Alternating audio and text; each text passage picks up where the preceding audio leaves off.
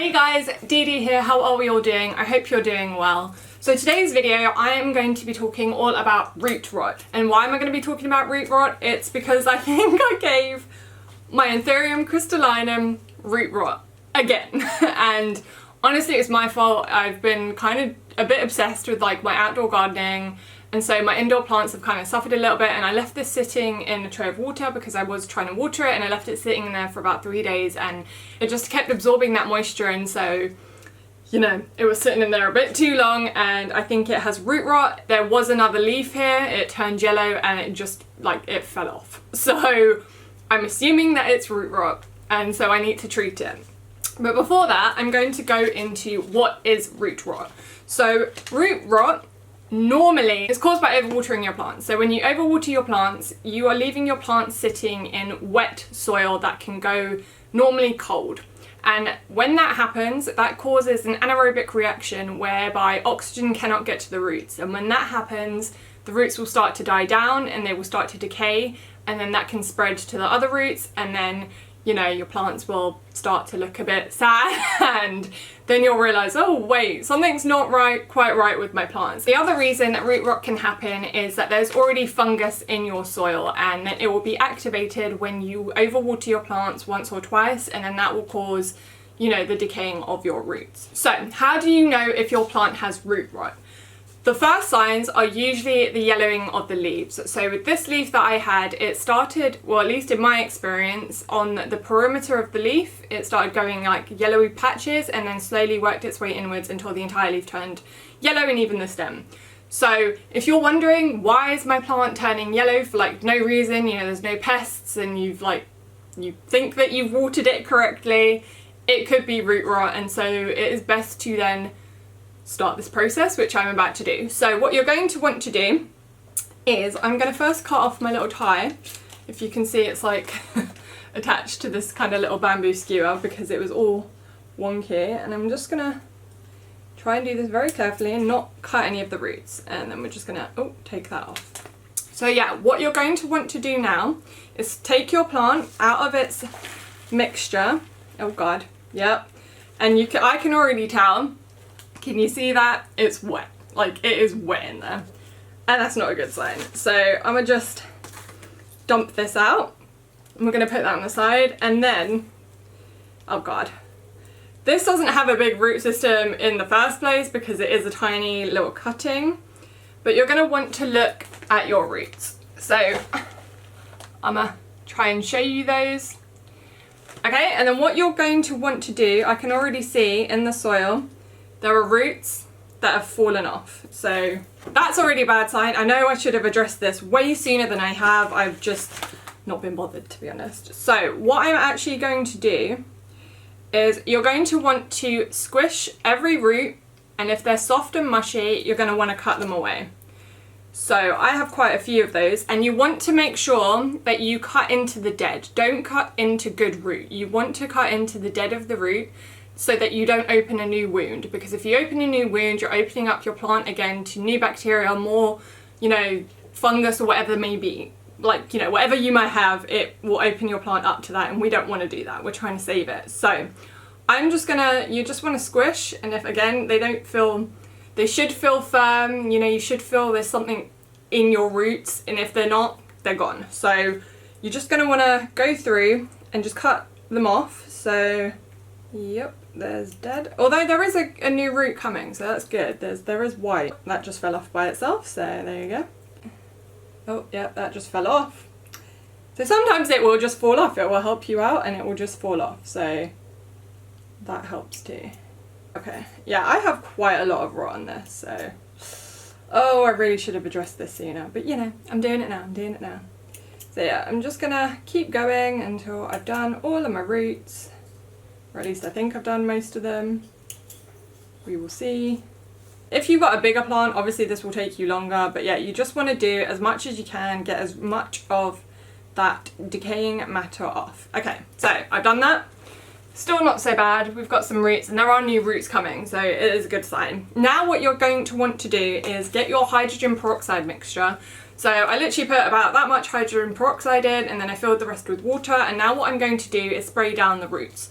So I'm just going to, let's use my new pot. Well, actually, we're just going to spray on here. And I'm just going to spray it down, give it a good couple of squirts, make a mess on my newspaper, because you know we like that. And then I'm just going to leave it in its new pot, and it's just going to sit there. I'm going to let that sit there for a few minutes, do its business, and hopefully kill any kind of lingering fungus or anything that's on it. Now this has worked for me before. This is what I did before. I cut all the roots off, sprayed it with hydrogen peroxide, and it was great. But then obviously I made the mistake of overwatering my plant again. So, you know, I do have experience with this working. So yeah, I'm gonna just let that sit there for a few minutes, and then I will come back when that's done doing what it's doing. Okay, so while that's doing what it's doing, I'm going to get my soil mixture ready. So I tossed my old soil mixture because I just don't want to risk it in case there is any kind of stuff in it. This is the wrong soil mixture. This is cocoa core. So I'm going to just, that's probably too much. I'm going to take a little bit out. I thought I might need to add more perlite, but we'll see. So I have already in here just normal kind of multi-purpose compost. I've got perlite, and I added some orchid mixture that I had, but I now actually have orchid bark, so I'm going to add some nice chunky orchid bark to this, and that again, it just helps with like aeration, it helps with drainage, which, you know, apparently I need way more of. So if it wants to come out, I'm gonna just add that to my, oh my god, it doesn't want to come out. Alright, a big freaking twig in it. Yeah. Okay, so yeah, just gonna pour that in. Mix, oh god. Again, making a mess everywhere. Mix this around. Alright, now I think it might be a bit too airy. I might need a bit more, actually. I might add a little bit of cocoa core just to help a little bit moisture retention. So like, there you go, spoon. Tablespoonful. And just mix that through. Let that sit, and I'm just gonna leave it there while I start filling up my cup. And so yeah, you can sterilize your soil. I've never done it. I just feel a bit weird about doing it because, you know, I just like sticking soil in my oven or in my microwave. I'm just a bit like, ooh. So yeah, I did just toss it, but you can sterilize it and reuse it. I'm just not gonna risk it, to be honest. Just so. Let's get a bit more barky mixture in here. Mix that up in the bottom, and then let's see. That should be alright there. So it is still kind of wet, but the hydrogen peroxide has done its job, I hope. So you may hear a fizzing sound as well when you spray it on. That's nothing to worry about. That is just hydrogen peroxide doing its business, and you know, once it's done, it does just turn into water, so you don't have to worry about it like destroying your plant or anything like that. So I'm just gonna kind of hold this in place and try and backfill around it, and I kind of want to get more barky pieces in here than soil, which of course they all go to the bottom of the mixture, because that's just always how it works, isn't it? So yeah, we're just gonna fill this up. And yes, it happens to all of us, okay? Root rot does happen to all of us, I think, at some point in time. I have bad luck with this one, I don't know. Especially now, like I said, I'm just so like focused on my garden plants that I'm just kind of like, you know, houseplants, like, you do you, I'll check on you like, you know, twice a week or something. If there's nothing wrong, we're all good, kind of thing. So this did just slip through the cracks, and it's just one of those things. I don't know why.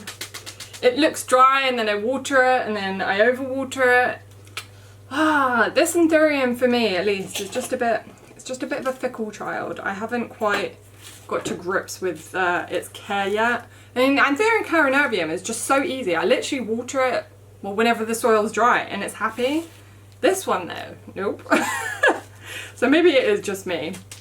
So yeah, I'm just gonna make sure, give it a few taps to make sure that the soil and whatever is all, the mixture's all around its roots and there are no air pockets. And then this is a bit gross. I need my shears. I'm just gonna cut the tip off of this because it does seem like it's starting to rot. So we're just gonna cut that off like that, and then doesn't seem like it actually needs a stick at the moment. But I am just gonna kind of stick it in there to kind of keep it a little bit upright. And so yeah, that's it. Now it's gonna go sit back in its position, and I don't know that I'm going to water it. I'm probably going to leave it a few days, give it a very nice light drink, and then hopefully, you know, not forget about it that's sitting in its cup. So yeah, I did also like pre-drill a few kind of holes in it. I don't know if it helps. I know with my other, with my Clarinervium, I drilled extra holes in my orchid pot that I had it in, and it's growing all out of it. So I don't know if that's a good idea to do, because now when I want to repot it, I'm going to be like, oh, how am I going to get, you know, I'm going to have to like try and poke them all back through the hole, like the roots back through the holes to try and like get them out of the pot. But yeah, I don't know. They say, you know, these are epiphytic plants. They do like grow on trees and stuff, so they do appreciate a lot of air.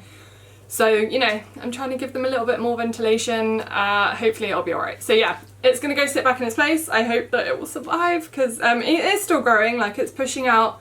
I think these are all aerial roots. I'm not quite sure. And there is like a new leaf that was coming, so I guess this leaf just had to die. I've only ever had, I think, how many leaves have I only had together? I think 2 or 3 leaves. And that's it. I don't know. I'm part of the one plant, like the one leaf plant club. Is that even the name? Is that even like what they're called? I don't know.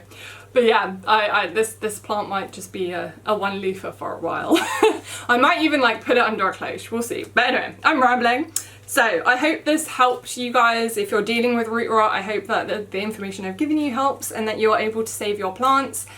And yeah, if you have any questions, leave them down below for me. Hopefully I can answer them for you. And if you like this video, give it a thumbs up. If you'd like to subscribe, please do. I appreciate it so much when you guys subscribe. Have a great day or night wherever you are in the world, and I'll catch you guys soon with another one. Bye!